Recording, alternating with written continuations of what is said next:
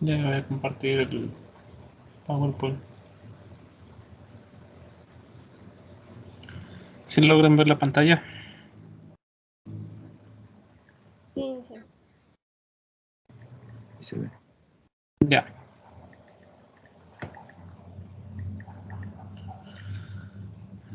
Ya, a ver. Entonces lo que nos quedamos es cómo se obtenían las fuerzas de diseño, ¿verdad?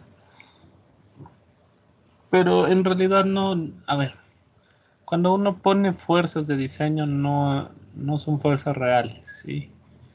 No es que el sismo está produciendo ese tipo de fuerzas.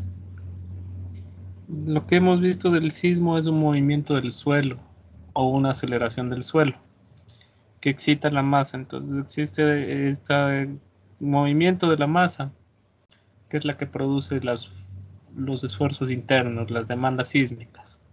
Sí, pero para que nosotros podamos analizar fácilmente con algunos métodos, lo que hacemos es, como una vez que hemos analizado el efecto que tiene esta aceleración del suelo o este movimiento del suelo en la estructura y cómo se mueve la estructura, determinar con los desplazamientos y deformaciones de las estructuras unas fuerzas como equivalentes, ¿sí? Son fuerzas ficticias como que producirían estos desplazamientos, ¿verdad? Por eso mismo el método se llama fuerzas equivalentes o fuerzas equivalentes, porque no es una fuerza que en realidad el sismo no es como nos presenta el TAPS, ahí la fuercita en cada piso. No, sino lo que hace es excitar la base, con eso la excitación de la base, la estructura se deforma y lo que hacemos es obtener esas deformaciones y con esas deformaciones hacer como un patrón de cargas con magnitud y una magnitud y aplicada en cada piso que simulen una carga que pueda producir ese desplazamiento. ¿De acuerdo?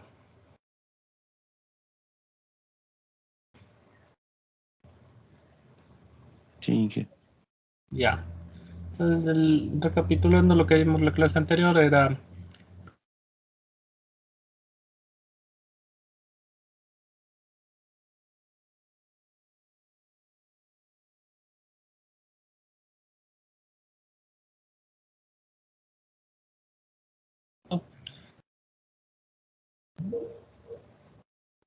ya, se me cortó un momento. Ya, analizo la estructura. Lo principal que tengo que obtener de la estructura para el sistema de fuerzas equivalentes es la altura de la estructura, la masa de la estructura y el sistema estructural que estoy utilizando. ¿Sí? No el sistema total, sino solo definir si es hormigón o acero. ¿Ya? Y si es hormigón, ¿tiene muros o no? Y si es acero, ¿tiene riostras o no? Y ahí mismo dentro de la riostra sería lo mismo si tiene muros la estructura de hormigón, si es dual. Es decir, la estructura de acero, perdón. Ya con eso determinamos con la fórmula que nos da la NEC, el periodo, ¿sí? Y con ese periodo entramos al espectro de diseño que tiene que ver con la localización de la estructura, el tipo de suelo, y sacamos la aceleración máxima que puede tener la estructura. Con eso colocamos a la fórmula de cortante basal y determinamos como un porcentaje de la masa sísmica que, que, que, que, que se excita o que se mueve durante el sismo, ¿sí? Ya, este es nuestro espectro. Habíamos quedado, déjenme conectar la tableta. Sí, entonces el próximo semestre lo hago diferente, iba a ser diferente, pero no avancé. Sí, porque el concepto de fuerzas estáticas se deriva del análisis modal. ¿Sí? Entonces, el análisis modal es el siguiente capítulo que vamos a ver. Entonces, en realidad, desde el próximo semestre le voy a cambiar. Entonces, legalmente esto se debería de ver el análisis modal, ¿verdad? Y de hacer todo el análisis modal, con eso sacar cómo es el análisis modal. Y después del análisis global, se hace una simplificación que se toma el primer modo para estructuras regulares. Y con eso se deriva el sistema de fuerzas equivalentes, solo que no me dio el tiempo para cambiar toda la materia. Sí, próximo semestre sí. Sí, entonces de ahí sale el de fuerzas equivalentes. Es como un caso particular del análisis modal, donde solo se toma en cuenta el primer modo. ¿Sí? ¿Qué son estos modos? Es como puede vibrar una estructura, ¿verdad? Eh, a ver, veamos. Bueno, vamos a poner un ejemplo. Tengo esta estructura con, digamos, 3 pisos, ¿verdad? Las formas que se pueden mover las masas de cada piso es una forma de vibrar, ¿verdad? Las 3 masas se pueden mover a la misma dirección, ¿verdad? Ese podría ser el primer modo. Entonces, modos es cómo puede vibrar la estructura, nada más. Ya, puede haber una que venga acá la masa, otra acá y otra acá. Nadie le dice que no, ¿verdad? Este es otro modo de vibrar de la estructura. No sé, algo así. ¿Ya? Y otro modo podría ser como, esta es la estructura original. Y esto se mueve para acá, este se mueve para acá y este se regresa. Es otro modo de vibrar. Entonces, cada modo es una forma de... Cada, cada probabilidad que tiene la estructura de vibrar de acuerdo a las masas es un modo. Sí, eso vamos a analizar un poquito más a profundidad el próximo tema. Pero necesitamos saber esto para dar algunas cositas de este espectro. Ya. Entonces, las estructuras, como todo en la vida, lo que trata de hacer es vibrar de la forma más fácil. ¿Sí? Si yo les pongo esto,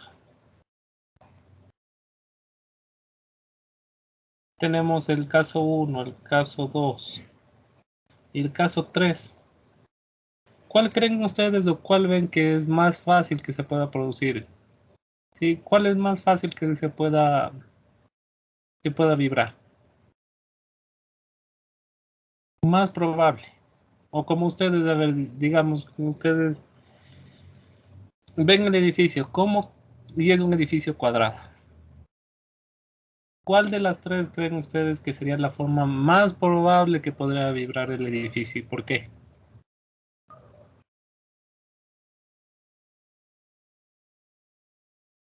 Es un edificio de 5 pisos cuadradito, todas las mismas alturas y la misma masa en todas. ¿Cuál creen que puede ser?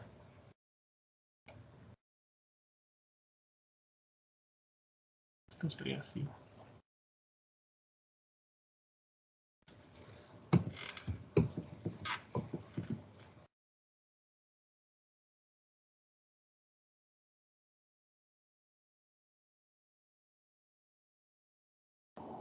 Puede,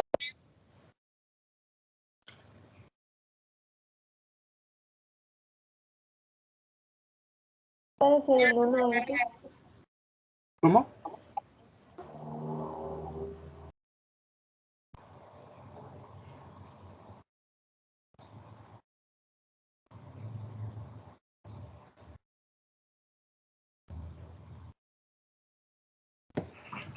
¿Puede repetir? No, como que se escuchó cortado.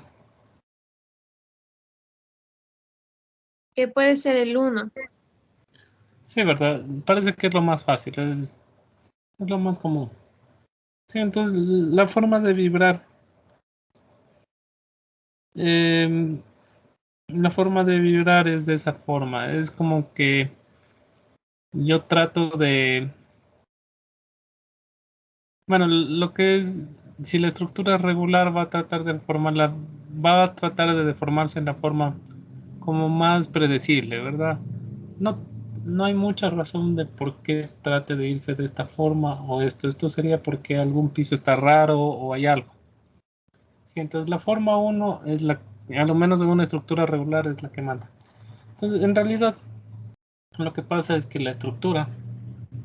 eh, la estructura,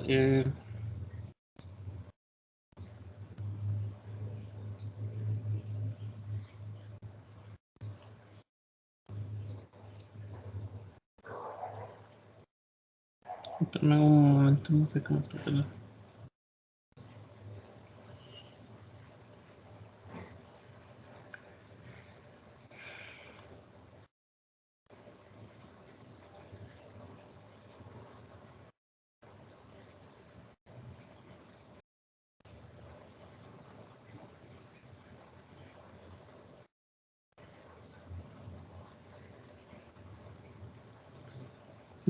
Perdón. Entonces, es eso. Entonces, en realidad la forma en la que vibra la estructura es como la combinación de todos los modos. Pero el modo más en una estructura regular, el modo como lo que dijo su compañera, el primer modo que se le vea lo más fácil que puede vibrar, es el como que más contribuye, ¿sí? Digamos que esta estructura puede vibrar como habíamos dicho. Así, así, así. ¿Ya? Así, así, así, así. Y acá sí. Y una tercera que puede ser esto así, esto así, esto así, esto así, esto así. Entonces la forma en la que va a vibrar la estructura de aquí sería la combinación de estas tres, pero es como una combinación ponderada, ¿sí? Donde si la estructura es regular, el primer modo lleva casi todo, ¿sí? Es decir, como que contribuye con el 80-90% a veces. Y el 10% es para todos los modos. Entonces, si este modo es el que más contribuye, al final la estructura va a tener como un movimiento parecido a ese modo, ¿sí? Un poquito modificado, pero es eso. Eso es lo que cuando ustedes hacen el análisis del ETAPS y sacan todos los modos de vibración, y cada modo en cada modo les dice, esta es la masa participativa, está moviendo 80% de la masa el primer modo. Eso quiere decir que el primer modo está dando como el 80% de la forma en la que va a vibrar la estructura original. Y el 20% restante los va a dar los otros modos. Que entre más bajo sea el modo, más raro va a vibrar y es más improbable que pase. Sí, entonces cuando tenemos una estructura regular, la forma de vibración es como esta, ¿sí? Y, y solo se basa en esta forma de vibrar, porque es la que más influye a la estructura, en la fuerza equivalente. Por eso la fuerza equivalente solo se puede utilizar con estructuras regulares. Ya, entonces ese es un punto que quería explicarles. Y ya esto de las formas de vibrar, ya vamos a tomarlo un poquito más de profundidad en el próximo capítulo. ¿Sí?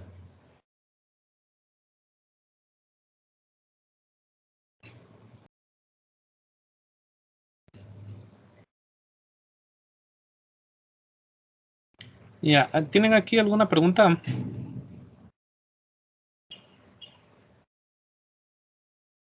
No, Tal vez sí, ¿Sí? eso de, ¿qué dice él? Solamente vale para los modos de vibración distintos al fundamental, como dijo, solamente sería cuando todas las masas se desplazan al mismo lugar. A ver, ¿me puedo repetir? No lo entendí muy bien.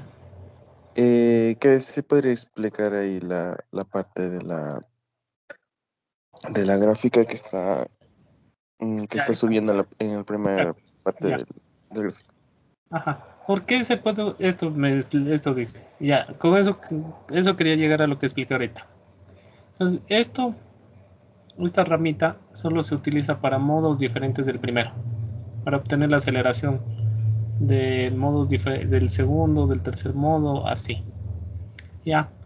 Porque no son no contribuyen tanto como habíamos hablado. Entonces, la norma legalmente me podría dejar, aunque no se utiliza, de verdad, aunque se le ponga, casi nadie diseña con esta ramita. Pero legalmente, si ustedes lo quieren hacer, pueden hacer. Porque cada modo tiene su frecuencia, ¿verdad?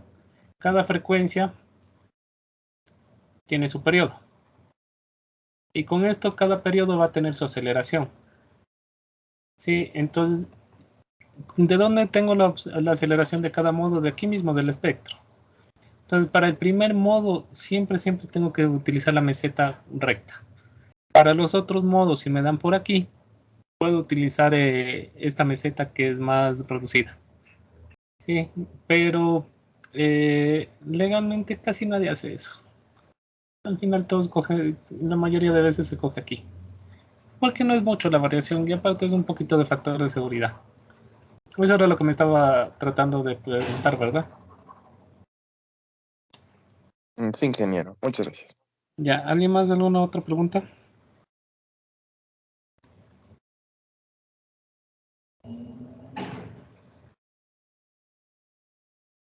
Ya.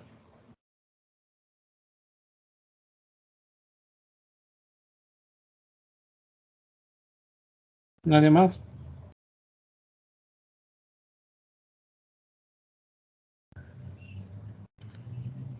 Bueno, entonces vamos a ver. Este es el espectro de la norma americana. Entonces, la norma americana, todos los espectros se parecen, con excepción del espectro de Chile. No sé por qué los chilenos tienen esa manía. Pero bueno, el espectro de Chile, en cambio, tiene casi la misma forma, pero no es suavizado. Entonces, el espectro de Chile es de esta forma. Sí. No tiene rectas suavizadas, sino es una ecuación de una curva en varias partes. Pero al final el concepto es lo mismo. ¿Ya? Entonces, este es el espectro americano. Entonces, la primera cosa que vamos a ver y que no se sabe por qué a veces ponen, pero vamos a entender por qué, es lo que a veces están las tesis que dicen, bueno, yo para pasar del sismo de diseño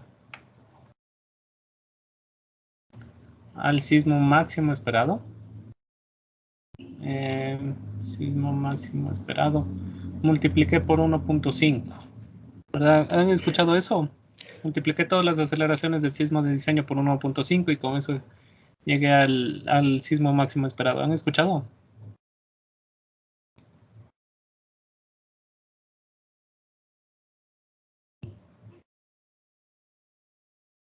En su clase de evaluación de estructuras creo que hacen eso.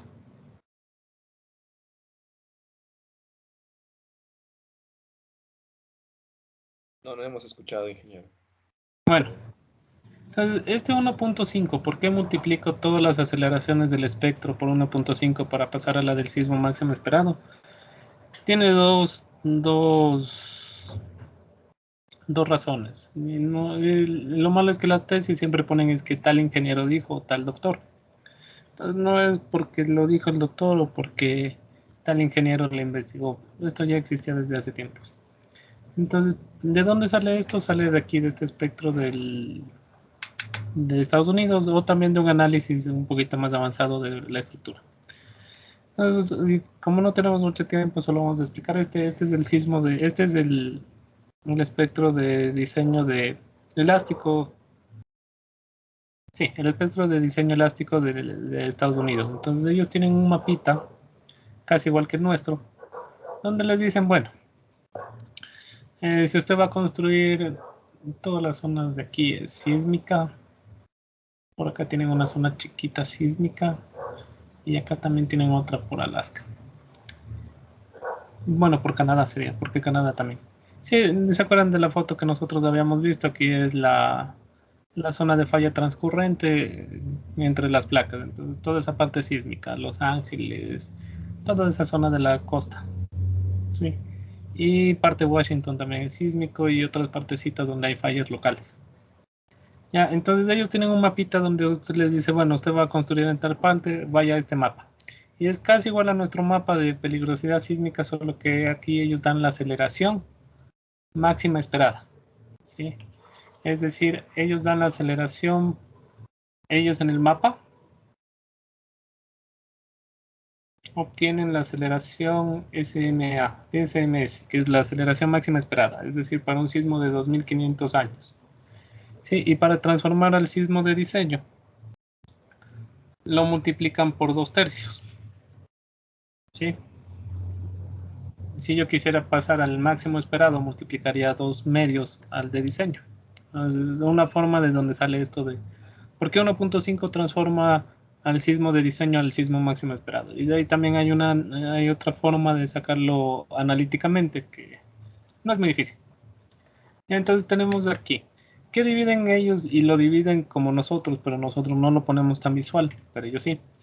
Ellos dividen para periodos de 1 segundo y periodos cortos. ¿Sí? Entonces aquí está el periodo corto, es cuando termina la meseta, y el periodo de 1 segundo es cuando el periodo es 1 segundo, la aceleración. Entonces aquí nos está dando la aceleración de diseño para periodos cortos, SDS, y la aceleración de diseño para periodos de 1 segundo, es de 1. ¿Por qué tenemos que ver esto? Porque hay varias cosas en el TAPS que utilizan este espectro.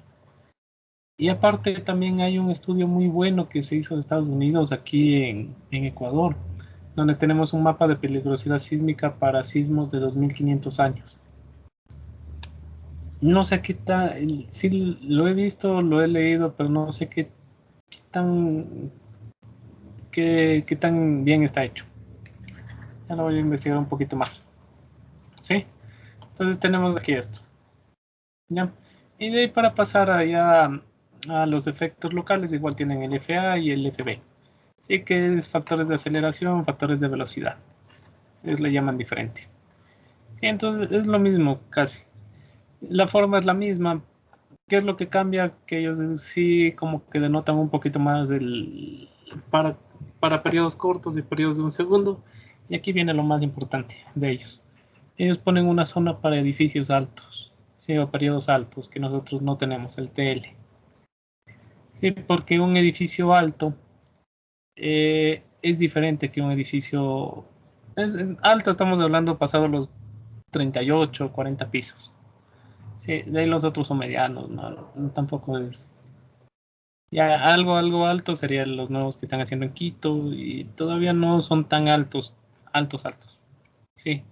Entonces aquí hay una zona donde ellos rompen la zona donde la aceleración es variable y ponen otra pendiente para la aceleración en edificios altos. ¿Sí? Porque el edificio alto tiene un periodo muy grande. ¿Por qué nosotros vemos esto? Porque necesitamos hacer como una similitud de lo que nosotros hacemos. Entonces el SDS es igual al SA en la meseta nuestra. ¿Sí? El SDS es la máxima aceleración en la zona de aceleración constante del espectro. Sí, y ya vamos a ver por qué. Ya. Vamos a analizar ahora un poquito la ecuación. Nuestra ecuación es fácil. Nuestra ecuación se basa en CTH, HN. Entonces vamos a hablar qué es HN. HN es la altura en la cual está actuando el sismo en la estructura, ¿verdad? Yo tengo esto. Y tengo aquí el subsuelo. Entonces la altura en la que va a estar actuando el sismo es esta HN. Sí, ¿cuándo puede cambiar o por qué cambiaría? Hay bastantes cosas por las que pueden cambiar.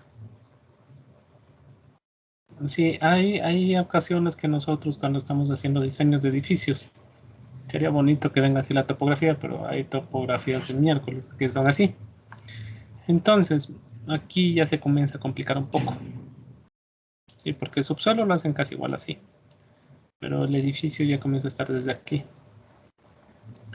Entonces aquí ya tenemos que analizar un poquito más. Perdón, aquí ni subsuelo, se le hace como un muro. ¿Sí? Entonces lo que hacen es cortar esto y viene de esta forma. Aquí hay muro y aquí viene acá. Entonces, depende del ingeniero, el criterio que tenga, puede tomar todo esto como longitud efectiva. ¿Por qué? Porque el suelo solo trabaja con presión. Si viene el sismo para esta parte, el suelo se comprime aquí y sí es como que aquí todo está funcionando perfecto.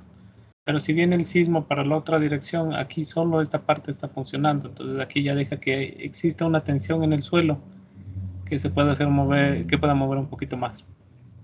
Sí, ese es uno de los puntos. Otro de los puntos, yo les voy a pasar un paper de eso, donde se habla, lastimosamente nuestra norma es muy reducida, entonces a casos especiales a veces no lo toma. Lo que sí pasa es que aquí, bueno, vamos a ver otro caso y ya les voy a pasar ese paper y el día que tengamos tutoría lo analizamos un poquito más. Sí, hay otro caso donde puede pasar esto. Si nosotros tenemos dos estratos y aquí digamos que era una arcilla y aquí no más, casi siempre la arcilla está acá. Aquí hay una arcilla y aquí hay una arena. Entonces el cambio de rigidez es medio grande. Sí, pero si es una arcilla de alta compresibilidad. Sí, entonces cuando se mueve viene el sismo, esto le presiona un poco. Sí, y comienza a deformarse y no es como que le está dando totalmente confinamiento. Entonces, Son casos un poquito difíciles, que no se presentan tan seguido, pero sí hay. Vamos a ver si es que tengo aquí el paper y vamos a ver esto. Déjame ver si es que lo tengo aquí a la mano. Si no, le subo a la parte virtual. Y sí, entonces el problema de cuando uno hace edificios es que, o diseña alguna estructura, es que no viene como a uno le gustaría todo como nos dan en clase, sino siempre hay algo raro. Y ahí lo que más tiene que ver es el criterio del diseñador, ¿sí? Entonces, sí, la mayoría de veces el criterio es lo que hace que el diseño sea bueno.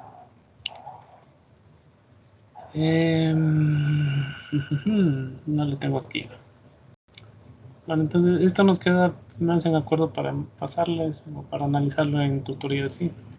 Algunos casos especiales de esto de la altura. Ya, pero HN es eso, es la altura en la que está actuando el sismo. ¿Por qué en el suelo por qué en el subsuelo no actúa el sismo? Porque la forma en la que estamos confinando hace que la estructura se mueva como una sola, ¿sí? Vamos a traten de imaginarse esto. Esta es su estructura. Aquí tengo suelo. Tengo muros que están confinando todo esto. ¿Sí? Entonces, acá es lo que el suelo termina y empieza la estructura. Si esto comienza un sismo, todo este cuerpo va a experimentar la misma aceleración. ¿Sí? De este punto a este punto la aceleración es lo mismo. Se mueve como un solo búnker, así como una sola estructura. ¿Sí? Entonces no hay ese problema. O también vamos a poner el mismo caso. Esto se desplaza, pero se desplaza como todo este punto y este punto se van a desplazar lo mismo. Entonces es como que no hay deformación en la estructura. Entonces no hay fuerzas internas casi. ¿Qué pasa cuando yo tengo una estructura que está arriba del suelo? Yo tengo el suelo aquí que me experimenta una aceleración, y acá voy a tener otra aceleración debido a que vino el movimiento del suelo y esto también pudo moverse diferente, ¿verdad? Es como un péndulo. Entonces, este cambio entre la aceleración en la base y la aceleración en el piso máximo es lo que ya produce esfuerzos internos. Igual, ¿verdad? Cuando ustedes viene el sismo, ven que aquí hay un movimiento relativo que sería el movimiento movimiento del suelo, ¿verdad? Para arriba tengo un movimiento diferente porque la estructura se deformó. Entonces, esta deformación es la que produce todos estos esfuerzos internos de la estructura. Sí, en una estructura que tendríamos que fuera muy rígida, es decir, casi como un búnker arriba, un búnker abajo, no tendríamos estos problemas no se generarían casi fuerzas sísmicas, porque la deformación sería no habría deformación, porque si es lo suficientemente rígido, esto se va a mover como un cuerpo solo. Y si yo analizo las deformaciones de la estructura, no hay, entonces no hay fuerzas que generen esa deformación. Y la aceleración también tendría que ser aquí la misma y acá abajo. Cosa que nunca se consigue porque no se hace estructuras tan rígidas. ¿Sí? ¿Quedó entendido?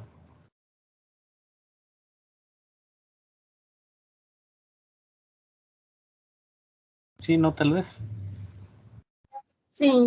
Sí, Sí, sí, ingeniero. Entonces, es eso.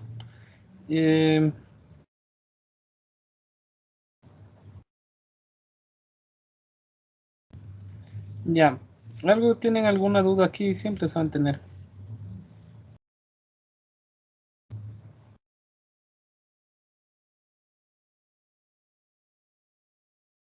¿No? Bueno. Ya. Entonces vamos a seguir viendo nuestra ecuación de cortante. Entonces aquí lo que viene es el I, ¿verdad? Porque nuestra fórmula es...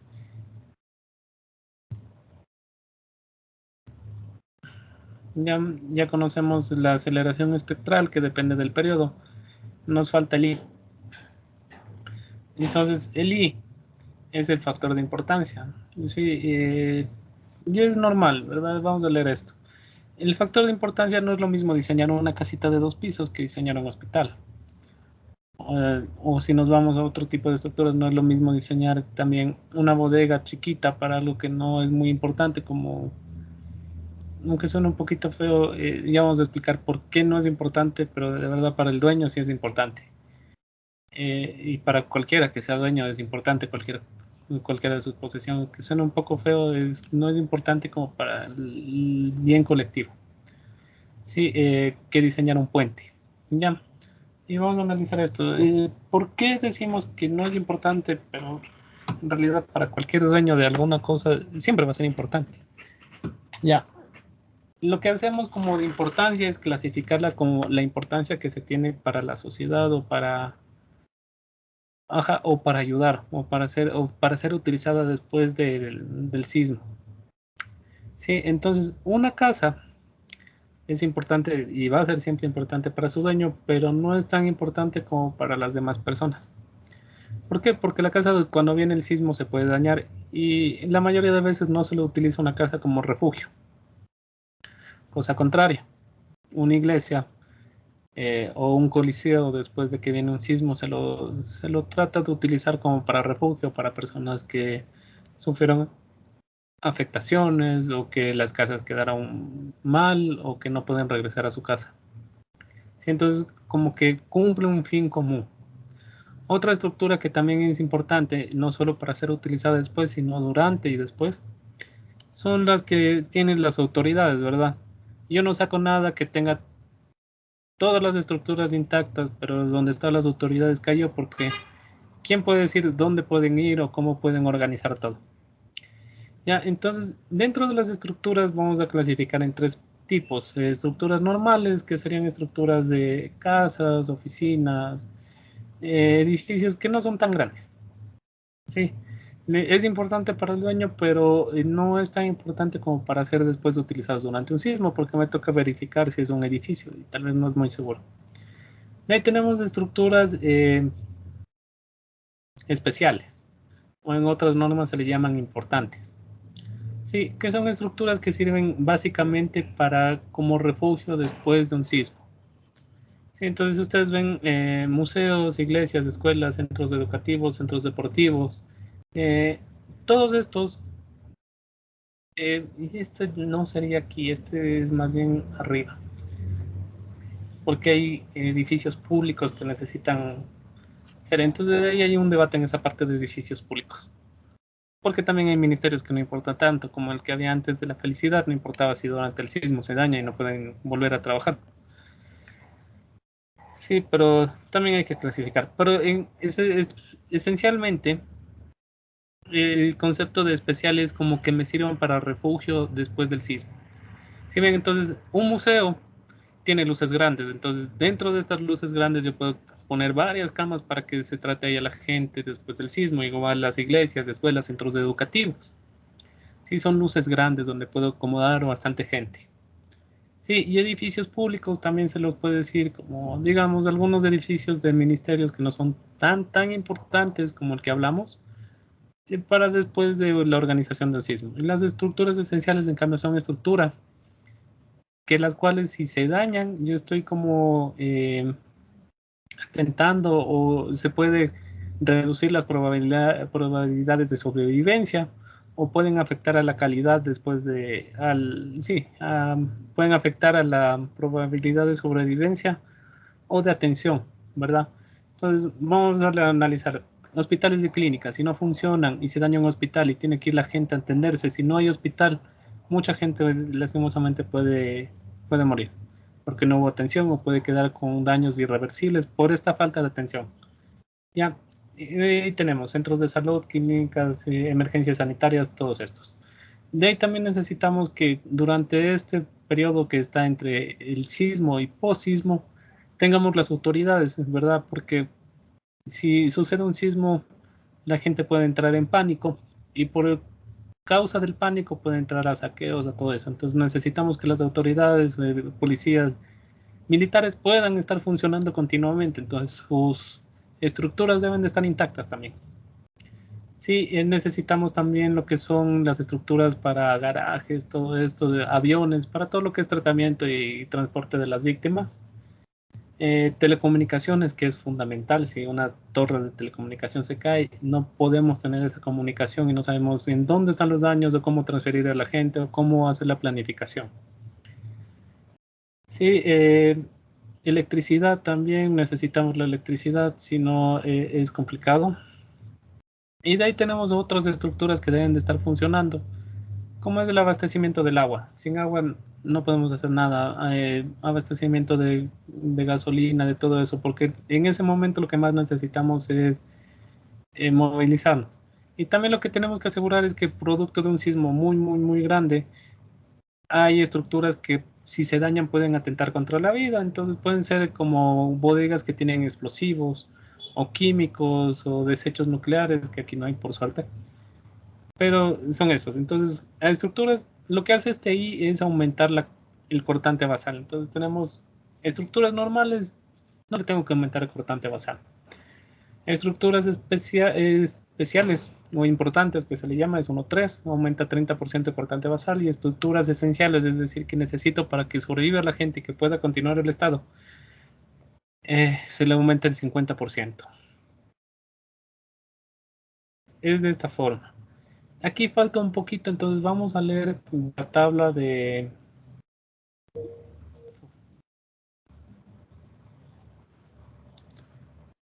¿Sí me escuchan?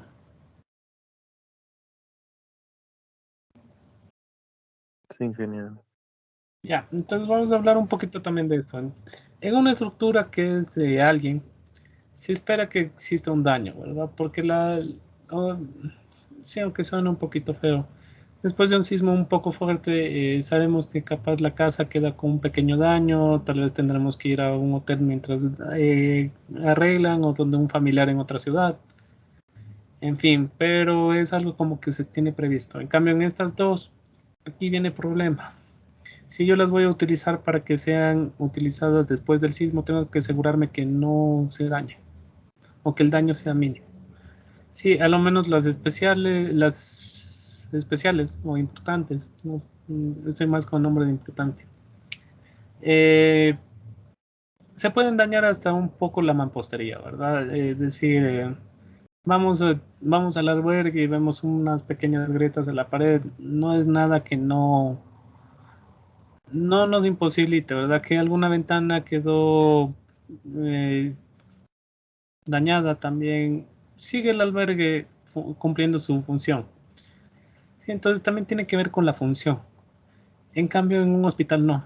Y ahí viene la complicación, porque aparte que tengo que asegurarme que la estructura sobreviva ante un sismo enorme, tengo que ocuparme de que el contenido del hospital no se dañe. Porque no me sirve de nada que la estructura permanezca intacta y que todo el cielo falso y todas las instalaciones del hospital se caigan. Porque no puede cumplir su función. Entonces, aunque el hospital esté estructuralmente bien, su contenido no, y no puede dar el servicio que necesito para que las personas sean atendidas. Entonces, las esenciales conllevan un diseño más exhausto para que tanto paredes donde se cuelgan algunos equipos o todas las tuberías o todas las instalaciones no colapse, ¿verdad? Porque si no, no pueden prestar el servicio. Sí, entonces es complicado. Entonces aquí nos habla un poquito de los niveles de amenaza, que era lo que nosotros ya hemos visto, ¿verdad? Sismos frecuentes, ocasionales, raros y muy raros, ¿verdad? Hablamos, esto ya revisamos, me acuerdo clarito, ¿verdad? ¿Me pueden confirmar esta tablita?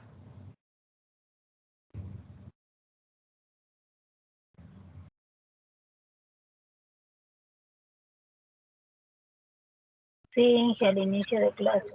Ya, sí, perfecto. Entonces eran los sismos frecuentes, que es el 50, son la probabilidad que existan estos sismos o se produzcan es en 50 años, que es la vida útil de la estructura.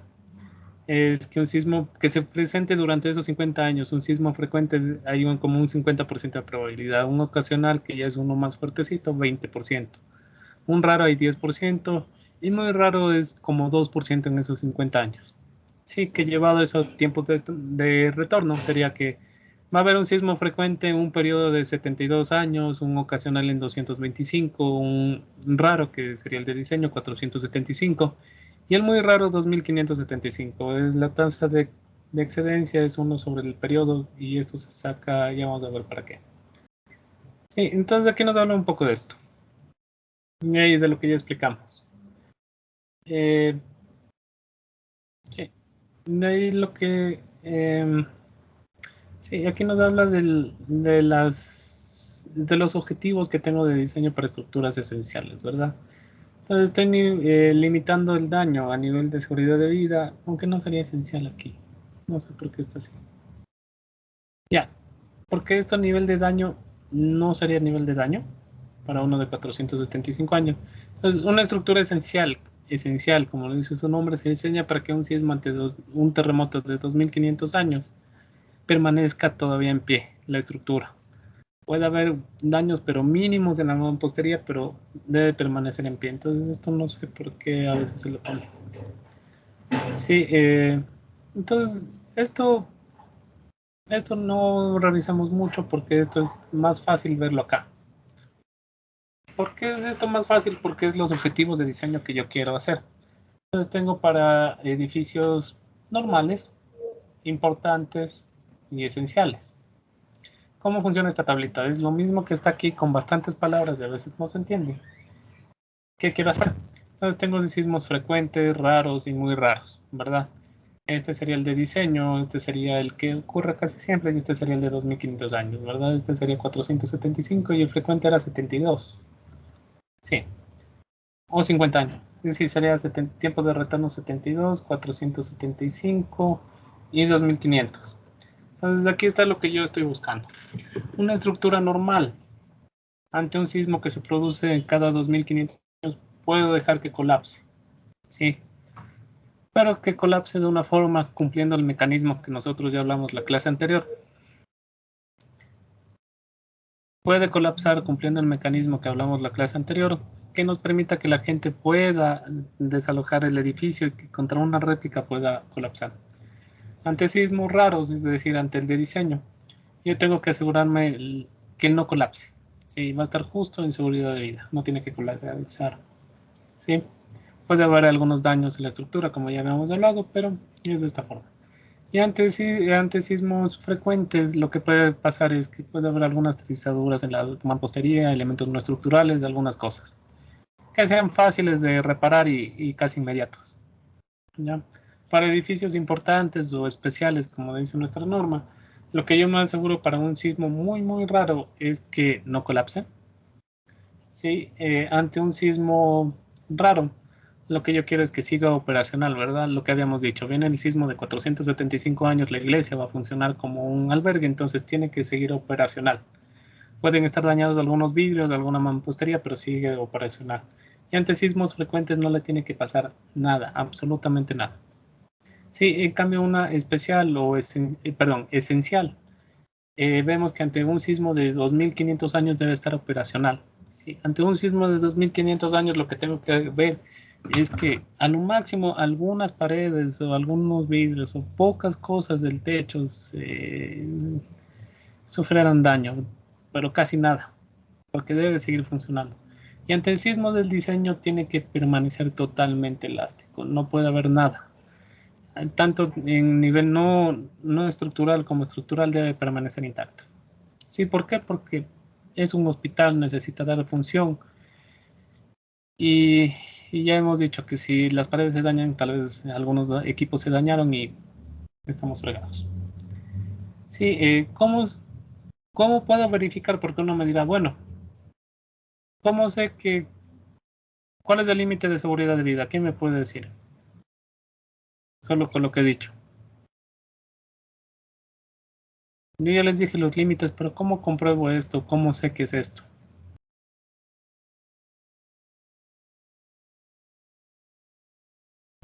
Sí, entonces lo que se utiliza es un análisis un poquito más avanzado, como el que vimos de pushover, que ya explicamos. Y se ve la deriva que tiene se ve el desempeño y la deriva que tienen ante cada uno de estos sismos. Sí, entonces, Una deriva de 0.1 de la altura total del edificio o de la altura total del piso me está asegurando que es operación inmediata, ¿sí? Una deriva del 1%. Nuestra deriva del 2% nos está diciendo que es una deriva de seguridad de vida, es que ya va a haber daños en la estructura, no va a colapsar, pero ya hay daños. Sí, y una deriva de 0.33% ya es que está casi por colapsar. Y todas estas derivas se las obtiene bien del pushover, y ya cuando se simula el sismo que tengo, la solicitación, y se ve cuánto llegó a de deriva con esa solicitación. Si la deriva está menor que es 0.1, sé que estoy en operación inmediata, ¿verdad? Estoy aquí. Si la deriva con el pushover me dio 0.1, si me dio 0.2, yo sé que estoy en seguridad de vida. Y así. ¿De acuerdo? ¿De dónde se saca esto? Del ATC40, y ahora ya también hay el FEMA un poco más nuevo, y el ATC40 es la otra versión más nueva. Y hay el PERM, que también es para edificios altos, que nos habla un poquito de desempeño. Ya, vamos a leer un poco de cómo es. En cambio, los americanos nos dan un poco más de cómo podemos ver el riesgo. Si nos dan un poco más categorizado las estructuras, porque nos va a pasar lo mismo que habíamos dicho antes. ¿Cuál ministerio es importante, cuál no? ¿O qué estructura puede ser como albergue y cuál no? ¿O cómo sé si es que una está en especial o esencial? Entonces, los americanos tienen un poquito más de división. Entonces, ellos clasifican por riesgo. Entonces, tenemos riesgo 1, 2, 3 y 4. Entonces, el riesgo 1 nos dicen que son todas las estructuras y edificios que representan un bajo riesgo para la vida humana en caso de que fallen, ¿verdad? Si fallan, no van a producir que se pierdan vidas humanas, ¿verdad? Era lo que habíamos hablado, que estoy en una granja, se construyó un pequeño galpón para, digamos, colocar heno o alguna fruta, algo. Si eso colapsa, no es que va a dañar, ¿verdad? De ahí nos saltamos a la 3, porque la 2 nos dice que es todo lo que no cubre la 1, la 3 y la 4. Entonces la 3 nos dice que son estructuras y otros edificios en la cual su falla o si algo le pasa puede conllevar a un riesgo en la vida humana. ¿Sí? ¿Cuáles son estas? Esto nos dice que son edificios y estructuras que pueden causar un sustancial daño económico o impacto a las actividades de día a día de las personas. Edificios y estructuras que no se incluyen en la clase 4, que ya vamos a ver cuáles son las clases 4. Incluye, pero no limita, a facilidades de manufactura, procesos, bodegas, disposición de sustancias peligrosas, combustibles, desechos peligrosos o explosivos, ¿verdad? Entonces, es algo que es fuerte de utilizar. Sí, y estructura, y el riesgo 4 está para estructuras esenciales, edificios y estructuras cuyo colapso o falla nos van a hacer un potencial o bastante daño a la comunidad. Sí, o también estructuras y edificios que no están limitados a manufacturas, todo esto. Ya vamos a ver, ahí está un poco más amplio esto en la siguiente tabla. Sí, entonces aquí nos dan los factores de importancia. La norma americana nos da para nieve, para hielo y sísmica, que es la que a nosotros nos importa. Entonces, si vemos, es muy parecida a la nuestra. El riesgo sísmico 1 y 2 sería para estructuras normales. La estructura del riesgo sísmico 3 es para estructuras importantes o especiales especiales que la llaman nuestra norma, solo que es 1.30, no 1.25. Y las esenciales sí es 1.5. Sí, entonces aquí está un poco de lo que habíamos dicho. Ejemplos, para que se entienda un poquito mejor. ¿Cuál es el riesgo 1? El riesgo 1 nos está diciendo facilities son como... ¿Se fue el nombre de facilities, la traducción? Inmuebles. Sí, inmuebles, pongamos. Agrícolas, algunos inmuebles o estructuras temporales y algunas estructuras de bodegaje pequeño, algo muy pequeño. Porque también una estructura donde colocamos, digamos, tenemos una bodega enorme de comida, también va a ser esencial para cuando nosotros tengamos ese sismo. Entonces, todo esto se mueve. Entonces, aquí como que nos da un poco más de idea de qué puedo considerar que no representa una amenaza a la vida si es que colapsa, ¿verdad? Porque si colapsa una bodega enorme que tiene bastante cantidad de comida, puede ser un daño que sí nos impacte porque esa comida pudo ser utilizada durante el refugio para atender a las personas y dar la alimentación. ¿Sí? El 3 que habíamos dicho que son estructuras que representan un peligro sustancial a la vida humana, ¿verdad? Y al día a día. Sí, entonces nos dicen que aquí en la zona 3 están edificios o estructuras que tienen más de 300 personas.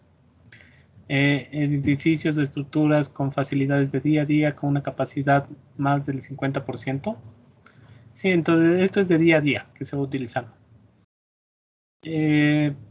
Escuelas y colegios que alberguen más de 250 personas.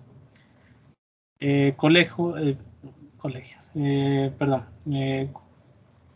es como universidades que alberguen más de 500 personas. Y facilidades de salud que puedan tratar más de 50 personas y que no requieran cirugía. Entonces, si ven, aquí ya nos está dando hasta una clasificación, nos dice, bueno, no todas las estructuras de salud son las mismas, ¿verdad?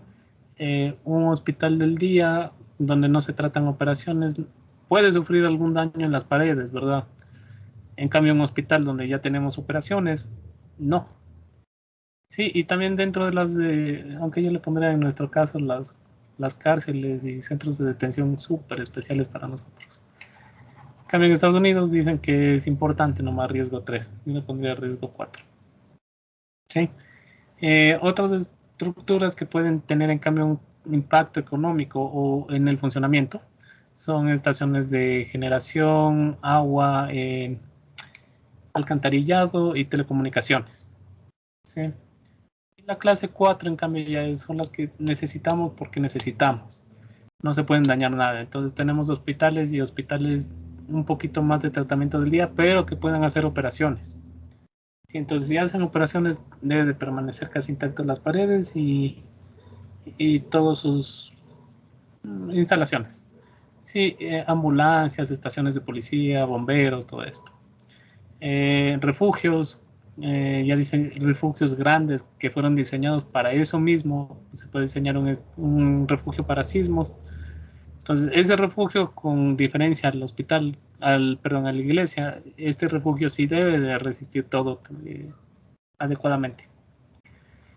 Genera plantas de generación grandes, paute, represas, todo eso, como nosotros.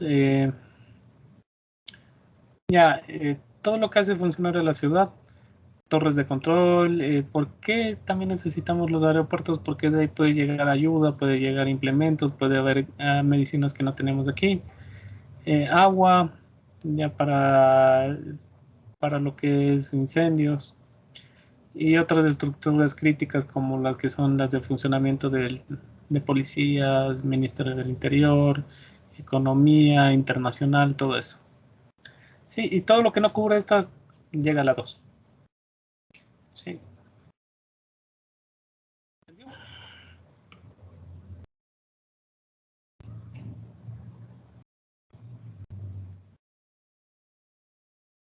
Les toca practicar un poquito inglés porque lo malo es que he buscado libros en español, pero no hay estas definiciones. Entonces, los únicos libros que tienen o es el FEMA o es algún libro de diseño sísmico o el NERV o el ATC, pero no hay así ejemplos tan claros como los que se tienen en inglés.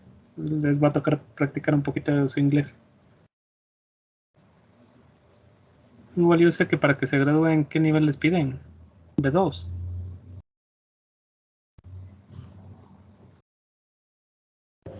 Hoy sí, ya piden solo hasta la 2 nomás, hasta preguntar el nombre nomás en inglés. No, tienen consejo. Hay bastantes becas, hay bastantes oportunidades. Si no saben inglés es difícil. Sí, Muchos documentos van a tener que hablar en inglés, van a tener que consultar en inglés. Entonces, yo sé que es un poquito complicado y más en estas épocas, pero traten de si es que tienen algún trabajito o algo, traten de dejar para un buen curso de inglés. Y van a ver que si es que alguien quiere hacer una maestría, el inglés es necesario ahora, y más si quiere una beca. Hay bastantes becas, hay becas que casi nadie aplica o becas que nos ganan a algunos estudiantes de otras universidades, solo porque saben bien inglés. Claro, el caso más claro, la mayoría de becas los están ganando la San Francisco porque el inglés es bueno. No porque sepan más que ustedes o porque son mejores, porque yo estoy seguro que ustedes les dan largo. Pero es porque tienen esa facilidad del inglés. Es lo que nos falta un poquito cambiar de la universidad. Entonces, traten de que eso sea una meta ahorita, de que tratar de que den el TOEFL y saquen un TOEFL. TOEFL es una prueba que toma Estados Unidos para certificar el grado de inglés que tienen. Traten de ponerse como meta sacar un 90, que si se logra, que es lo que piden las universidades de Estados Unidos para que puedan ingresar allá. Y con un TOEFL de 90 van a ver que van a tener becas, que da gusto. Sí. Y vayan a un curso donde de verdad aprendan, no un curso donde le den el certificado porque pagan. Sí, hay algunos buenísimos aquí. El mejor, pero es un poquito fuerte, no es tan caro, pero sí representa un costo. Y aparte ustedes tienen un descuento por la universidad del 50%. Yo estudié ahí, pero no sabía del descuento hasta que ya terminé lastimosamente. Pero ustedes tienen un descuento de 50%. Es la Fulbright, entonces la Fulbright es la Colón y Diego de Almagro. Colón y creo que sí es Diego de Almagro. Entonces traten de inscribirse y traten sé que es difícil pedirles esto, que se aprieten, pero traten de ver ese recurso que a veces gastan en alguna salida o algo, dedicarlo a eso porque les va a servir bastante, como consejo. Sí, van a ver, a lo menos los que quieren becas, cualquier beca para estructuras, para todo, entre mejor nivel de inglés tengan, más puntaje van a tener. Y la mayoría de becas piden el TOEFL o el IELTS o cualquiera, entonces necesitan buen inglés. Ya. Y también para esta clase van a tener que ocupar un poquito más de inglés. Ya, ¿tienen alguna pregunta de aquí? Inge, disculpe una pregunta. Dígame. ¿Qué tan cierto es de que ahora, hoy por hoy, se va a dejar de diseñar ya en el método basado en fuerzas y más se va a diseñar por medio del pushover no lineal?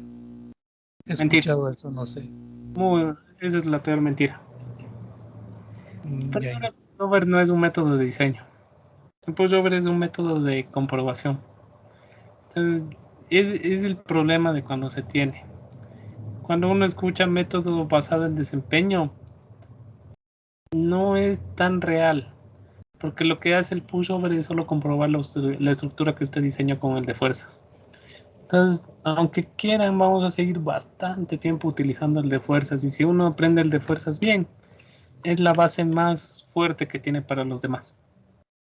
Si uno no sabe diseñar por fuerzas o no sabe diseñar bien las estructuras, puede estar tonteando con el pushover 10, 20 días que nunca le va a salir. Sí, el único método que sí es de verdad por desempeños y no es por pushover es el método de desplazamientos. Pero aún así el método de desplazamientos utiliza un prediseño que se hace con el de fuerzas. Entonces, no es verdad eso. El que le dice que se diseña con eso es que no ha diseñado tanto, porque lo que se hace es comprobar. Sí, solo se comprueba lo que yo obtuve de fuerzas. Sí, es eso, es decir, bueno, yo saqué este de fuerzas, tengo este armado, entonces vamos a entrar con esta estructura que yo ya hice y a ver qué pasa con el pushover. Entonces voy a ver si cumple el desempeño o no. Entonces no es que no es que se diseña con el pushover, es solo comprobar. Igual el tiempo historia o cualquier análisis no lineal es que se comprueba. Que ya después del análisis no lineal digo, bueno, tal vez estoy un poquito más arriba del objetivo, bajémosle un poco, tal vez, pero ni así, porque lo que yo tengo que cumplir son con las normas mínimas que me establece el código. Sí. A menos de que yo me quiera ir del código y firme una responsabilidad de que yo me responsabilizo de todo el diseño que se da en algunas obras, tengo que cumplir con lo mínimo del código. Y todo lo que estuvo diseñado el código, tanto americano, europeo, hasta el chileno, todo fue con fuerzas. ¿Sí? ¿Alguien más alguna pregunta? Dije, pushover es para evaluar, se puede utilizar para evaluar alguna estructura. ¿Cómo? Pushover se puede Ajá. utilizar para evaluar alguna estructura. Claro, era Se lo que le puede digo. El activo pushover para solo, este caso. el pushover solo sirve para evaluar. Nada más. Yo evalúo cuál es el desempeño o si cumple el desempeño. Para eso es el pushover o el tiempo historia. Eso era lo que me preguntaba, ¿verdad?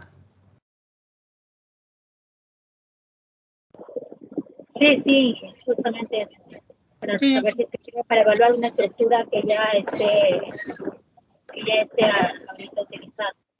claro. Sirve para evaluar estructuras nuevas o estructuras ya existentes. Y no solo el pushover. El pushover siempre lo dicen porque es de más fácil. Pero mejor que un pushover es un tiempo historia no lineal. Entonces siempre para evaluar es un método no lineal donde yo coloque eso. Y hasta para evaluar hay el método de desplazamientos que nos permite evaluar la estructura. Entonces el pushover lo que se conoce es porque es lo más fácil. Pero no es lo único.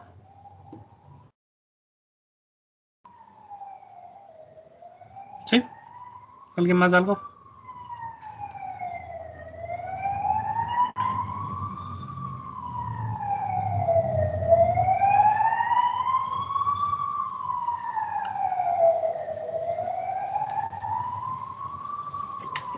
Una pregunta más, dije. Digan. En el caso de un puente, ¿qué importancia tiene en este caso? ¿Cómo se le asigna la importancia ahí para colocarle el sismo? ¿En un puente? Ajá. El diseño sísmico de un puente es un poquito diferente. A ver, el diseño sísmico de un puente, dependiendo del puente, pero la mayoría de puentes son un poquito más fáciles porque la masa está concentrada, no hay mucha irregularidad.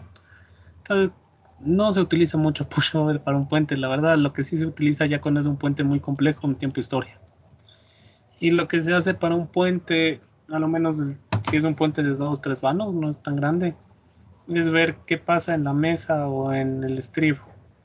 Sí, porque ustedes ponen así el puente. La mayoría de veces el puente no es continuo. Entonces, cuando venga el sismo, que va a ser en el tablero del puente es esto, ¿verdad? Lo que puede pasar aquí es que el tablero se caiga. Por eso hay muchas fotos de puentes que han fallado, donde se ve que está intacto el tablero, pero el tablero está caído. Y es porque no se diseñó esto bien sísmicamente para que tenga el ancho adecuado. Eso es lo primero en diseño sísmico de puentes. Y en diseño sísmico de puentes es diseñar los apoyos de neopreno ante las cargas sísmicas que vamos a tener, pero no es amortiguadores, no es disipadores, sino es solo neopreno. Y de ahí hay y de aquí depende de cómo es el puente, hay los dados. Sí, este es el estribo. Y aquí se diseña la superestructura. Esto les debe de haber hablado el ingeniero Vinuesa. Es muy bueno en esto. Entonces aquí hay una nueva cosa que se le coloca aquí unas varillas para prevenir de que el puente no caiga del estribo. Entonces esas varillas se diseñan sísmicamente y ya cuando es ya se hace un análisis sísmico del puente, se hace un análisis normal, espectral. Sí, se hace espectral. o equivalente. De ahí pushover no es tan común hacer porque no es común. Porque el pushover es para poner un patrón de cargas. Si en cambio en un puente, el puente es de esta forma. Porque es tablero, estribo, tablero, estribo. Entonces masa concentrada, tablero, estribo, masa concentrada, tablero, estribo. Entonces no tiene mucha lógica el pushover porque no hay un patrón de cargas como en un edificio que sí tenemos esto así, a menos de que sea un puente muy irregular, ya casi no se da. Entonces ahí más se hace tiempo historia y se ven los desplazamientos y esfuerzos. Nada más. Pushover no para puentes, de lo que yo me acuerdo y he hecho, no se utiliza mucho. Y también porque cambia, porque en cambio en el puente donde se debe de producir la rótula plástica es en la columna, no en el tablero. Entonces cambia un poquito la concepción. ¿Alguien más algo?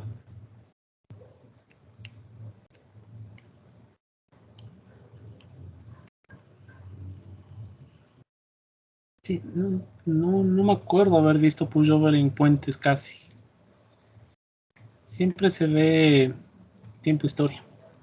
Ya, de ahí lo que entramos en este momento que vamos a tratar de terminar en el resto de la clase son, entonces tenemos en factor de importancia, aceleración espectral, nos faltan estos phi planta, phi elevación, que son para irregularidades. Y vamos a avanzar un poquito más rápido porque ustedes ya han visto esto. Muchos de ustedes ya me contaron que han hecho esto en clases también. Entonces vamos a ir con la norma americana donde está un poquito más, gráficamente más, es lo mismo, pero gráficamente está mejor explicado. Entonces tenemos irregularidades en planta, ¿sí? ¿Cuáles son las irregularidades en planta? Tenemos la irregularidad torsional. Esta irregularidad torsional solo se comprueba que una vez cuando ya se tuvo el diseño del edificio. Este es el famoso ABG. Es average, puede ser desplazamiento o puede ser deriva. Entonces, ¿qué nos dice esto? Es fácil. Nos dice, bueno, usted tiene su estructura, se tiene que centro de gravedad, se aplica con el 5% de la excentricidad accidental, que es lo mínimo que nos dice el código, porque vamos a explicar eso de una vez. Yo cuando tengo un sismo, tengo una estructura, la fuerza sísmica que yo simulo que se produce, la tengo que aplicar con una excentricidad del centro de masas. Sí, centro de masas. Porque cuando es de esta forma, tan regular el centro de masas y el centro de rigideces coincide, vamos a hacer un cálculo de eso la próxima semana. Ya, me dice, bueno, coloque una excentricidad de mínimo el 5% de la longitud y ahí aplique la fuerza sísmica, ¿verdad? ¿Por qué es este 5%? Porque siempre pasa algo, digamos, cuando se hizo alguna columna no estuvo muy bueno el hormigón o hubo un mejor hormigón de alguna calidad, o en alguna tal vez no le colocaron bien la varilla, en otra columna pudo haber un poquito más de recubrimiento, en otra menos de recubrimiento, puede ser que los aceros no se pasaron bien, o por las mismas fallas que se tienen en obra. ¿Sí? Entonces siempre nos da este 5% que representan alguna falla o algo que no se tuvo en cuenta, que siempre hay, nada es perfecto. Entonces cuando se aplica esto, se va a desplazar la estructura o el piso de una forma, ¿verdad? Esta era la original, entonces dependiendo de cómo sea, puede haber esta excentricidad o esta otra excentricidad, dependiendo.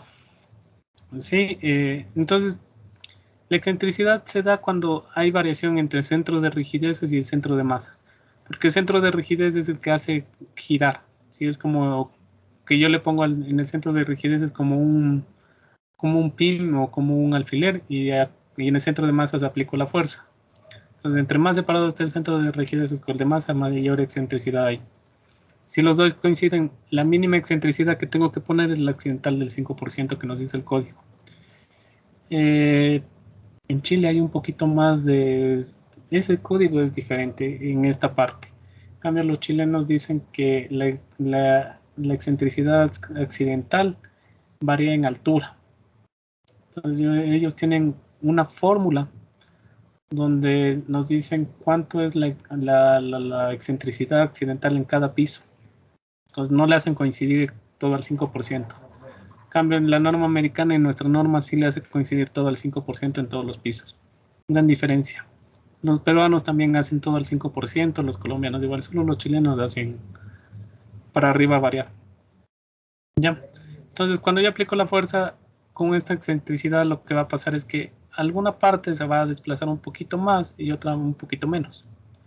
Por la misma excentricidad, porque esto, si yo le descompongo, es como poner esto más un momento. Sí, entonces va a hacer que algún punto de los extremos de la planta gire más y otro menos. Voy a tener un delta máximo, un delta mínimo. Sí, entonces, para comprobar que no hay torsión, lo que me dice el código es, bueno, compare el desplazamiento o la deformación promedio con la máxima, que es lo que está aquí. Entonces me dice si la deformación máxima, la deformación promedio es menor a 1.2, no hay irregularidad. Si la deformación máxima en ese piso con la deformación promedio es mayor a 1.2, hay deformación. Eso se le llama irregularidad torsional. Y si es mayor a 1.4, se llama irregularidad torsional extrema, que no se permite. Si tengo esta relación máxima, el diseño está mal y tengo que repetirlo. ¿Sí? ¿Se habían escuchado de esto?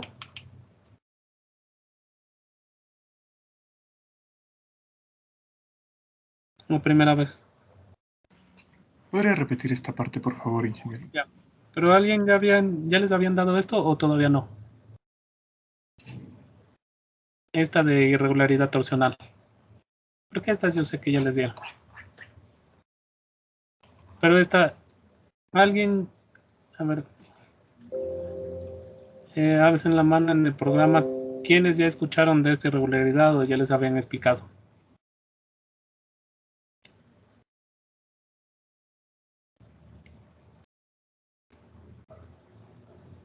Entonces, primera vez. Pues vamos a volver a explicar más lento para que se entienda. Ya, entonces es eso, es ver. Entonces, esta irregularidad yo solo la puedo comprobar cuando yo ya tengo casi el diseño del edificio, ¿verdad? De ahí la puedo modificar un poquito el diseño del edificio para que se pase esto. Entonces, ¿cómo se da la irregularidad? No fue aquí. La nueva diapositiva. Ya, entonces nosotros en una estructura tenemos el centro de gravedad y el centro de gravedad o centro de masas y el centro de rigidez. Vamos a explicar esto. Entonces yo tengo aquí una en planta. Vamos a poner una planta bien bonita, no muy grande, con 4 columnas iguales. ¿Sí? Entonces el centro de masas y el centro de gravedad, bueno, perdón, el centro de gravedad o el de masas y el centro de rigidez es el mismo. El de rigidez es qué tan rígida es en cada eje. ¿Sí? Entonces aquí la excentricidad es 0, porque los dos coinciden. Pero el código me dice que la mínima excentricidad es igual al 5%. ¿Sí? Si yo tengo la misma planta, pero digamos que hice, no sé por qué, por algo arquitectónico, coloqué aquí unas columnas más alargadas y más pequeñas y aquí unas más grandes. Solo porque algo pasó, sigue siendo la misma planta. Entonces el centro de masas casi sigue siendo el mismo. Sí, es fácil, eso es lo geométrico. Pero el centro de rigidez es no. El centro de rigidez yo saco de acuerdo a cada rigidez lateral que me da cada elemento. Entonces el centro de rigidez para este punto va a estar por acá. Entonces yo voy a tener una excentricidad. ¿Sí? Y el centro de rigidez es como el puntito donde yo le presiono para que gire. Y la carga siempre se va a aplicar en el centro de masas. Entonces esto va a tratar de girar de esta forma.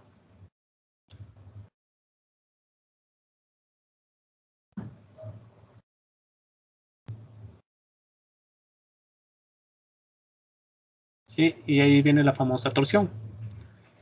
Entonces siempre en torsión se han visto cuando hacen algún diseño de alguna estructura que hay como un puntito donde comienza a girar. Que es como que no saben por qué, es porque está muy desfasado.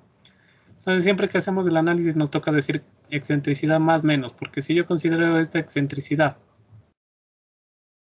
Aquí esta es excentricidad. Le sumo también la excentricidad del 5% y estoy acá. Hay más excentricidad. Entonces, ahí sería, aquí sería excentricidad más la más negativa.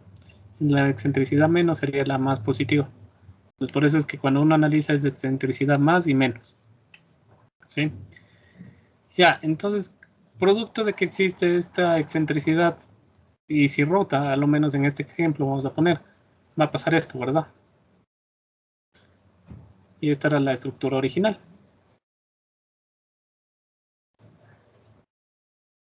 Perdón, la estructura original estaría un poquito más, porque esto giró de esta forma. Vamos a dibujarla. Entonces tengo la estructura original. Sí, tengo el centro de rigidez y el centro de masas. El centro de rigidez es como por el que gira. Y si esto se desplazaría, ya cuando venga el sismo, esto haría como un giro de esta forma. Momento vendría algo así, esto giraría más y esto menos. Entonces vamos a pasar este punto acá, este otro punto acá. Este punto giraría mucho menos, vendría por acá, y este otro punto también giraría mucho menos. Entonces yo trazo esto.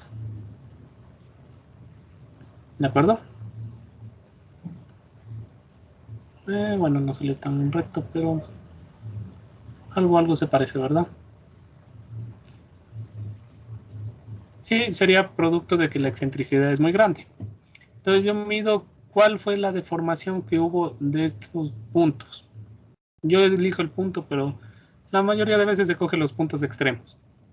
Entonces hubo esta deformación en X y esta deformación en Y de este punto, debido a la excentricidad. Y de este otro punto hubo esta deformación en X y esta deformación en Y, ¿verdad?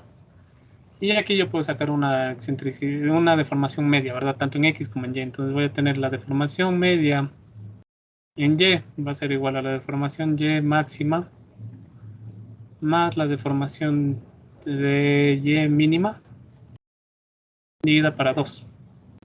Y la deformación media en X va a ser igual, ¿qué sería la que está aquí, verdad? Sería ver cuánto se desplazó este punto medio, ¿verdad? En una misma línea yo cojo los puntos, entonces cojo el punto de la mitad, el punto de los extremos y veo los desplazamientos de cada uno. De X máxima, de Y, de X max mínima y de para 2. Ya, y con eso ya saqué la máxima. Entonces de ahí yo comparo cuál es la relación que existe entre dy máxima y dy mínimo, dy media. Sí, media. Sí, y si esta relación es menor que 1.2, phi en planta es igual a 1. En nuestro caso, en el caso de americano es amplificación. Si dy máxima, igual lo mismo es para en X, dividido para dy media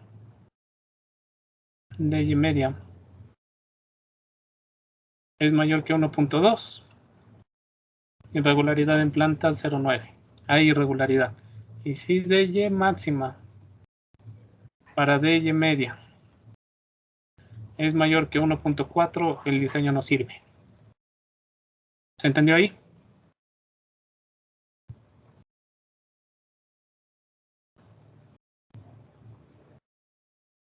Ingeniero. ¿Sí? ¿Los demás? ¿Alguien no entendió? Disculpe, tengo una preguntita respecto a esto. Dígame. Por ejemplo, si se fuera a presentar esto en una memoria de cálculo, ¿esta se fuera la manera más óptima de presentar esta irregularidad torsional? O quizá hay otra forma, porque me parece que en el estado se presenta una tabla en donde se puede verificar esto. Entonces no estoy seguro. Esa tabla es en cambio modal. Pero ahí no se verifica la irregularidad torsional. Porque lo que le hace la irregularidad torsional de la tabla que usted me está diciendo es la forma de vibrar, es cuánta masa llevan los modos. Y cuando uno revisa qué se llama irregularidad torsional, estamos hablando de desplazamientos máximos y mínimos. Esta es la norma americana y la norma ecuatoriana. Irregularidad por torsión. Cuán máxima la deriva de piso en un extremo de la estructura, calculando incluyendo la torsión accidental y media perpendicular a un eje determinado, es mayor a 1.2 veces la derivada promedio de los extremos. Con respecto al eje de referencia, la torsión accidental se define como está en el código. Código americano también nos habla lo mismo. Código americano. Delta, delta, deriva o desplazamiento, cualquiera de los dos. De acuerdo, entonces lo que usted me está diciendo es solo verificar si los modos que estoy teniendo de mayor contribución son traslacionales. ¿Se entendió? Sí, pero sí que conocía esta tablita que me mencionó usted, pero había otra que no sé si quizás pueda enviarle una fotografía al mensaje al Teams para que pueda ver. Sí. Si es esa, tal vez. Ya en GL le busco y le mando. Ya. ¿Alguien más? ¿Alguna pregunta de esto? Que creo que es nuevo.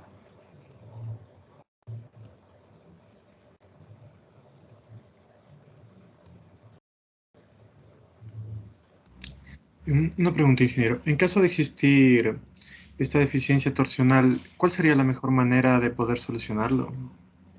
Modificar la estructura. ¿Cómo modifica aquí que el centro de rigidez está acá? Aumentando rigidez en el otro lado. Ella comienza a mover este punto a que se acerque más al centro de masas. Y va reduciendo la excentricidad. Y con reduciendo la excentricidad se reduce estos desplazamientos de los puntos. Esa es la mejor manera.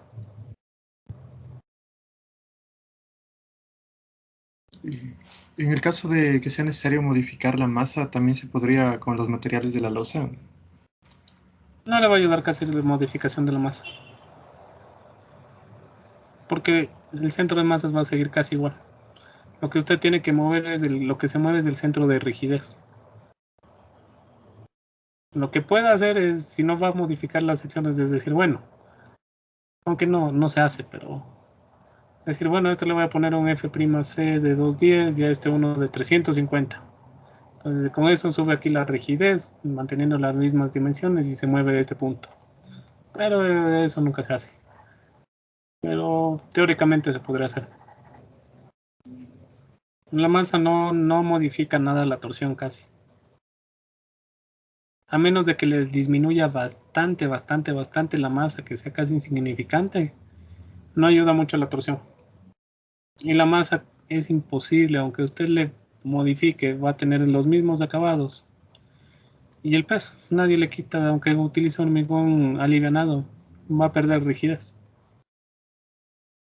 Entonces olvídense, la masa casi nunca hay cómo cambiar.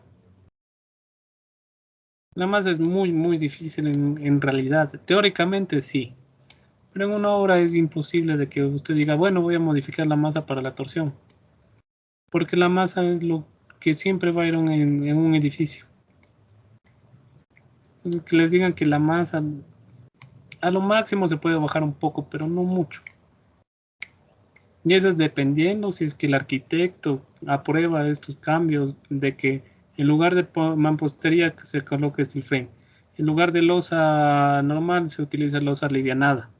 En lugar de losa alivianada se utiliza hormigón alivianado. Pero si yo utilizo hormigón alivianado tengo que cambiar el factor alfa de 1 para hormigón alivianado, lo que hace que me reduzca también la rigidez. El uso de la estructura no le van a cambiar. Acabados siempre va a ir, aunque sea cerámica o va a ir algo. Entonces, la masa casi nunca se cambia.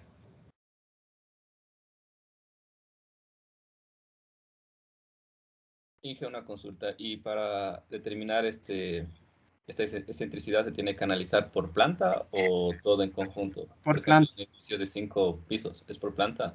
Por planta. Cada planta. Y en caso de que, por ejemplo, me cumplen 3 plantas y las 2 de arriba no me cumplen, se cambia el edificio. Se cambia la... Según la norma ecuatoriana irregular, según la norma americana se aplica en ese piso que no le cumple un factor de amplificación. Pero según nuestra norma, si no cumple un piso irregular.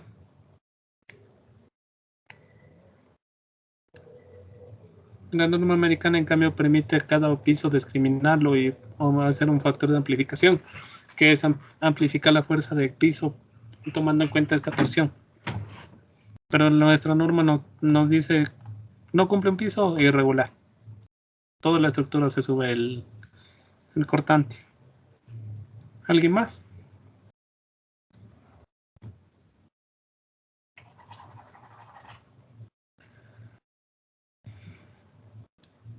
Ya, pues vamos a ver lo último. Vamos a terminar esto. Entonces tenemos qué pasa cuando hay recortes de esquinas en la planta. Si la relación entre el corte y la longitud total es mayor que 0,15 o el 15% es irregular. Si es que tenemos esta combinación, donde tengo una losa de hormigón, digamos, y aquí dejo esto por arquitectura, estos vacíos que les encanta, es irregular. ¿Por qué? Porque cuando esto venga el sismo lo va a presionar y aquí va a haber esfuerzos, concentración de esfuerzos. Sí, aberturas muy grandes en la losa también. Si la abertura de una losa es mayor al 50% del área, ya es irregular. Sí, del vano, no de la área total. ¿Qué más tenemos? Si es que comienzan a haber elementos que nacen de un piso para el otro, también. Sí, digamos que yo tengo esto. Esta era mi estructura y hice nacer aquí una columna en medio de la nada. También hay una irregularidad porque aquí ya tengo rigidez. ¿Sí ven? Todas estas rigideces eran iguales.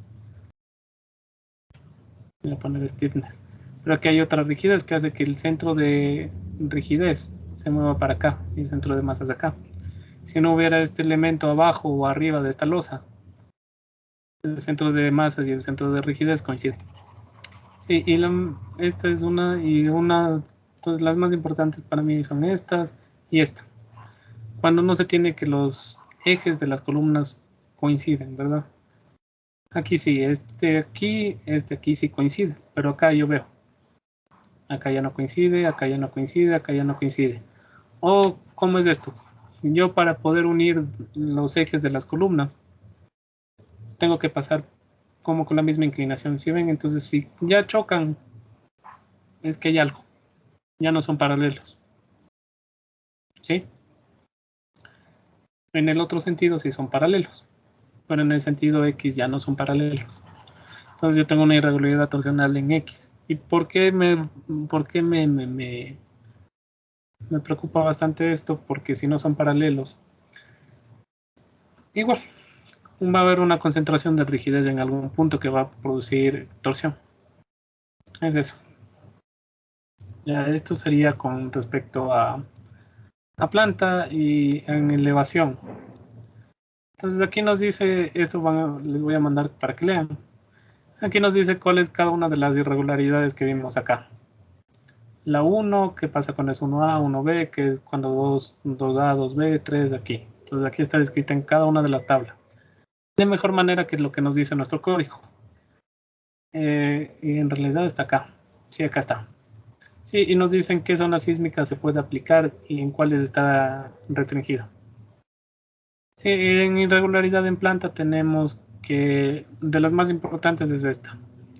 Piso débil. Sí, el piso débil no tiene que ver solo con que no tenga mampostería abajo, sino también en rigidez. Yo puedo tener esto. Una columna enorme para un piso de 4 metros y acá columnas chiquitas para pisos de 3 metros. ¿Por qué saben hacer esto? Porque es el lobby, quieren alguna cosa más grande, alguna cosa. Entonces la rigidez de esta columna es mayor que la de arriba. Entonces hay dos casos. Cuando la rigidez del piso anterior es 70% del piso próximo, es menor al 70% del piso próximo irregular, el piso débil, ¿verdad? Si yo digo, bueno, esta rigidez es 70, 65 y este es 100, y voy a ver si es que este es piso débil con el de arriba. 65 para 100, 6.5. Es menor a 70, piso débil.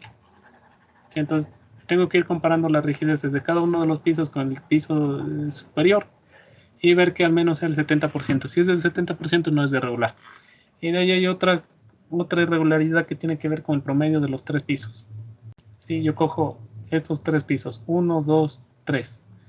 Saco la rigidez de los 3 pisos, ¿verdad? R1 más R2 más R3. No sé si es que eso está en el código ecuatoriano. Sí, sí está, pero solo está el de los 3. El que no es... Sí está el de los 3, pero no le explica el otro con fórmula, le deja medio escrito. No, aquí está. Sí, es lo mismo. Nuestro código es casi lo mismo que el americano, porque se basa en el americano. Entonces, si la sumatoria de 3 pisos, de las rigideces de 3 pisos contiguos es si el promedio, perdón, de las rigideces de 3 pisos contiguos es menor que el... Bueno, voy a explicar. Yo voy a tomar la rigidez del segundo piso, ¿verdad? Entonces tengo que tomar la rigidez del piso 2, 3 y 4 y sacar el promedio. Sacar el 80% de eso. Y si esta rigidez del piso 2 es menor que eso, es irregular. ¿Sí? Entonces no solo tengo que ver con el piso de arriba, sino también tengo que ver con los 2 pisos de arriba y sacar promedio. En cambio, si es solo con el piso de arriba, 70%. Si es con los 2 pisos de arriba, tengo que sacar con los 2 pisos de arriba y el piso que estoy analizando. Perdón, no, me confundí. A ver, estoy en el piso 2, tengo que sacar del 3, 4 y 5. Sí, es de los 3 pisos superiores. ¿Sí? Si la rigidez de los 3 pisos superiores, la media de la rigidez de los 3 pisos superiores, le saco el 80% y es menor que la rigidez que estoy analizando, es irregular. ¿Sí? Entonces aquí, analizo este piso, ¿verdad? Entonces tengo primero que ver si es 70% del piso de arriba. Si no es a menos del 70% es regular, piso débil. Y de ahí digo, bueno, voy a analizar con este. Tengo 1, 2, 3. Tengo que analizar con los 3 pisos que están arriba, sacar el 80% de la media de la rigidez de los 3 pisos. Y si esta rigidez es menor que el 80% de la rigidez media de los 3 pisos superiores, piso débil. ¿Ya? Que también llamamos piso débil cuando no baja todas las columnas o la continuidad no es en toda la altura. Y también por último, cuando yo tengo, no siempre, pero se puede dar, cuando yo tengo acá mampostería y acá no. ¿Sí? Y acá no. ¿Por qué no siempre? Porque puede haberse diseñado la mampostería con juntas, que no pase nada. Aquí se dejó con acrílico y puede tener o no, perdón, arriba. Acá en todos los pisos se diseñó con juntas. Entonces ya no es que la mampostería está actuando como un elemento que me está dando rigidez. ¿Sí? O si se utilizó steel frame, puede ser porque el steel frame no da tanta rigidez. O gypsum, que tampoco me da mucha rigidez. ¿Ya? Irregularidad. Este es piso débil. Irregularidad 2, estamos acá en masas. Ahora yo voy a comparar las masas. Tomo la masa de un piso. Entonces tengo que ver que la masa sea, que la masa de arriba no sea mayor que 1.5 veces la masa que estoy considerando, ¿verdad? Si esto es 100 y este es 150, ya hay irregularidad por masa. Ya, entonces no tiene que ser. ¿Nuestro código dice algo de eso? Sí. Aquí nos dice, la estructura se considera irregular cuando la masa de cualquier piso es mayor a 1.5 la masa de uno de los pisos adyacentes, con excepción del piso de cubierta. ¿Sí? Nada más. ¿Sí? Entonces yo cojo de un piso y tengo que analizar la masa arriba y la masa abajo. Si cualquiera de esas dos masas es mayor que 1.5 de la masa que estoy analizando, irregularidad por masa. Un peso. Ya irregularidades geométricas, estos cortes tan bruscos que existen que no son con transición, porque yo puedo tener un edificio con un muro que venga en esta forma triangular, donde tiene esta transición y es irregular. ¿Sí? Es irregular cuando se hacen estos cambios, o cuando se desplaza mucho el muro o la columna, o cuando comienza una columna aquí, se puede hacer, pero se necesita una viga de transferencia, una losa de transferencia. Ya, igual, cuando las aberturas de un muro son muy grandes, ya se produce una zona frágil. Y acá igual. Vamos a ver lo que dice nuestro código, es lo mismo. Si ven aquí hasta es un poquito menos porque no nos habla de de las irregularidades. Entonces, vamos a ver lo último que está aquí. Vamos a dejar para la próxima clase, ya se me fue el tiempo. Preguntas. Disculpe, ya le envié. No le escucho, ¿puedo hablar un poquito más alto? Tal vez ahí me escucha. Un poquito más alto se puede y ahí está perfecto. Ya, Ahí sí, sí. le comentaba que ya le envié el mensaje al Teams, donde esta tablita que no estoy seguro si esa es la que representa esto de la irregularidad torsional. Sí, es lo mismo que hablamos. Eso es Águila Etapas. Se ve ahí, dice ABG, average, medio, y tiene el máximo. Y por eso el ratio es la relación entre el máximo y el promedio. Es lo mismo. Ah, ya, pero entonces sí estaría bien esta tablita presentar una memoria de cálculo, por ejemplo, Inge. Sí, pero a veces el ETAPS también se equivoca, entonces toca revisar a manos a veces. Ah, ya. Muchas gracias, Inge, esa no me será. Sí, es lo mismo que explicamos ahorita. Entonces ya ven, todo lo que explicamos hace el programa, pero era como lo de su compañero. Sabía de la existencia de la tabla, pero no sabía de dónde salía. Entonces ahora ya sabe cuál es el máximo y cómo se saca el promedio, ¿verdad? Y podría revisar esta tabla para ver si está bien en los puntos críticos.